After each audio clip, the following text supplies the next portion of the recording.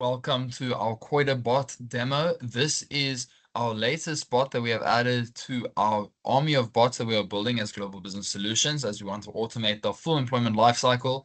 The COIDA agent is here in order to help us, first of all, determine if an incident actually falls under COIDA, what type of incident it is, and then also takes you through the stages and phases of how to deal with it once it does fall under that. So what happens is all the line manager or whoever is in charge of this, or your occupational health and safety officer needs to do is go and get an incident summary and all the information as to what happened in order to get to the point where this incident has occurred.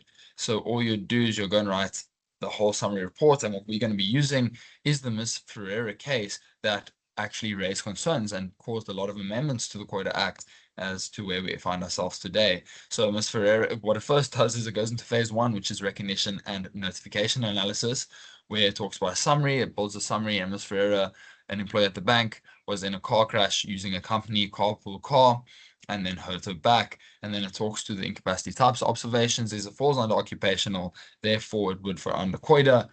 And we see here it talks to notification letter now. So what's important is we let Ms. Ferreira know exactly what is happening so that it drafts it and it's easy to copy and paste and send off to the employee just to let her know it's not a disciplinary matter. They're just doing investigation to see if she's incapacitated from what has happened and how much it affects her work capabilities. Next is determination. And as I mentioned, it falls under occupational injury and talks to how it got to there. And it talks to risks involved and any immediate next steps. So it tells the employer exactly what they need to do.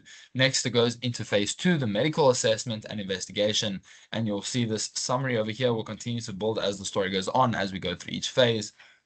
So phase two talks about the medical assessment requirements, so exactly what's happening and needed. So we see it gives a summary of the diagnosis, prognosis, and different elements. And it says where the current status of it is based on the information I've given, and then gives an action that needs to be done. And then it goes and drops a nice letter that can be sent to the medical practitioner to go and confirm the diagnosis, the prognosis, and all the information that is required. So we see there some of the questions. It talks about limitations, accommodation recommendations, so what the actual professional would suggest in this case.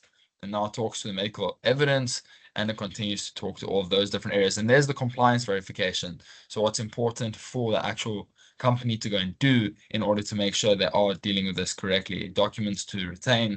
And then I'm going to go to phase three, which is the rehabilitation and accommodation planning. And this is really important because we need to make sure that we are looking at how we can better it and how we can work with the injury and not necessarily just go to incapacity and straight up dismiss the employee. So it talks here to medical foundation. What's it saying? The accommodation determinations is what can be done to accommodate and what is accommodation and how much measures should be taken. And then we see some measures are suggesting temporary measures that can be put in place in order to allow the individual to continue working. And then it talks to permanent measures that can be done. So you see different changing of jobs, maybe training and mentoring and how it can work. And it talks to current role adaptation. So what can be changed in the current role to make it available for this individual who is Ms. Ferreira in this case.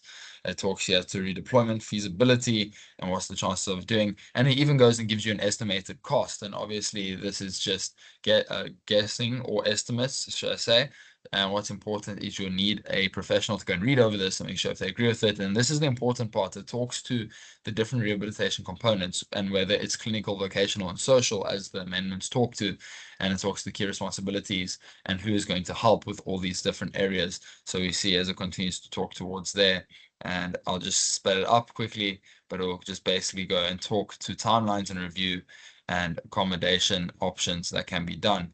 Next, it goes into phase four, which is consultation and procedural fairness. And this is just to make sure that everything is happening justly and all the parties involved are getting let know of what's happening. So here is a written notice to Ms. Ferreira just to let her know that there's incapacity consultation and they would like to share the findings of the report and their own investigation, as well as letting her know that she can also come with her own evidence. So it's quite nice as it is drafted again in a simple way that can be copied and pasted onto the company's letterhead and then sent off to the employee to make sure they are aware of everything that's happening. You see there, it's giving her the rights. She has the right to respond to this. And it goes and talks to consultation meetings. And then you can just, again, go and insert the date and times you would like to have this meeting with the individual. and then move on from there. Step 2 is consultation meeting agenda. So what exactly they're going to be meeting about, and you'll see it even gives you a script that you can go and stick to. But again, you can obviously customize this. This is a structure and a skeleton to work off the base of and ensure legal compliance to make sure you're ticking all your dots and dotting all your I's. And now what it does is it says it's going to be presenting the findings. So you'll go back to Mrs. Ferreira and explain exactly what you've got from the medical advice and the investigation you have committed throughout this whole entire process to get to the place where we currently are now. And then I'm just going to skip ahead, and it's going to jump here, so compliance verification. So what exactly needs to be done and carried out. I'm just scrolling up to show you again the consultation meeting minutes template, so how you can go and store it, which is quite nice.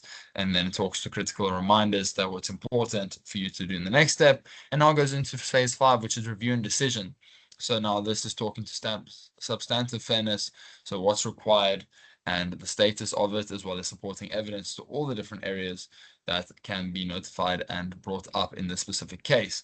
And then it talks to it and says it's not satisfied for dismissal. So it's quite nice how it goes and justifies it and says, listen, for legal backing, you cannot go and dismiss this individual. There are different areas we can work towards getting this individual back into the working environment, even if it's an adapted role. And it talks to gaps identified based on your evidence and what the actual the practitioners could potentially find. And it talks to that and says where you need to clear up all the work and evidence to make sure there is a single story of truth and not different stories going forward.